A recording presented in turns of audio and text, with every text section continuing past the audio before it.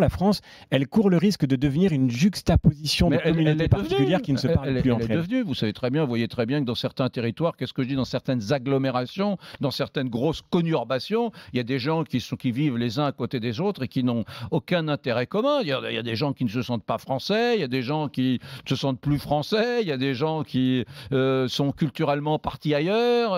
Vous avez raison, aujourd'hui nous vivons côte à côte. Est-ce que la France est devenue une espèce... Je suis pas en train de venir avec mes gros sabots, je ne parle pas de l'immigration, etc. Je dis simplement que nous sommes une juxtaposition d'intérêts divergents. Il y a des gens qui ne consentent plus à payer l'impôt, ils considèrent que c'est trop cher. Donc on est sur le plan social et culturel une société tellement éclatée que qui à part le général de Gaulle, qui pourrait rassembler les Français autour de... Il y a un effort immense à faire. Je le dis comme enseignant. Comme beaucoup de jeunes profs, j'ai commencé ma carrière en allant enseigner en banlieue, dans des coins difficiles, en zone urbaine sensible.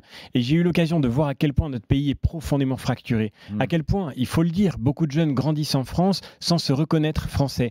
Parce que nous n'avons pas su leur transmettre une culture commune. Parce que nous n'avons pas su dire que oui, il y a une culture française qui vaut la peine d'être rejointe, qui vaut la peine d'être partagée, qui vaut la peine d'être aimée. Ça, il faut savoir le dire. Et c'est vrai que si nous ne savons pas ce qui nous lie, ce qui nous relie, alors en effet, on tombe dans une rhétorique d'opposition perpétuelle, une rhétorique de lutte des classes, au fond, qui voudrait que nous ne soyons effectivement que des individus ou des communautés de valeurs qui s'opposent les uns aux autres pour faire triompher leurs intérêts particuliers. Vous êtes davantage assimilationniste, si je puis dire, c'est un vilain mot, comme Zemmour, par exemple, qui dit, bon, bah, écoutez, quand on vient de l'étranger, il faut accepter l'idée d'avoir un prénom ou un deuxième prénom français pour montrer qu'on est attaché à la culture française. Il n'y a pas d'avenir pour un pays si chacun ne s'assimile pas à une même culture, ne se reconnaît pas d'une même culture. Et ce qu'il y a de magnifique dans une culture, c'est que précisément, à la différence d'un héritage matériel, quand vous transmettez votre patrimoine, vous le divisez, plus vous le transmettez, plus vous en divisez une petite partie. Un héritage culturel, vous pouvez l'offrir à chacun entièrement.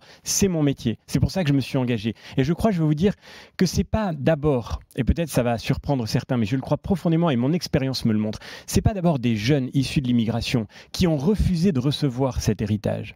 C'est nous qui avons refusé de leur transmettre. Moi, j'ai jamais entendu des politiques démagogues qui ont dit cultive ta différence. Exactement.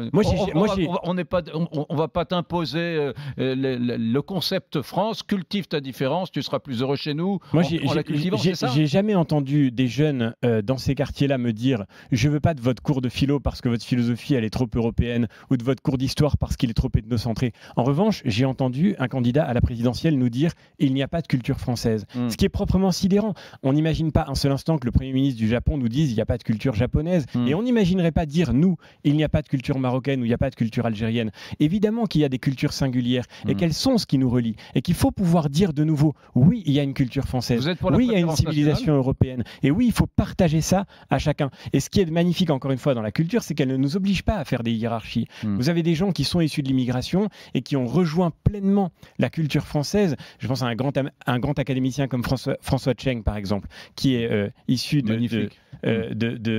évidemment d'une immigration récente, mais qui a épousé la langue française au point de devenir académicien. Un Alain Finkielkraut, par exemple, de la même manière. Ce sont des gens qui ont vécu directement la manière de communier avec un héritage parce qu'il pouvait être le leur par le consentement qu'ils faisaient à la nation qu'ils rejoignaient.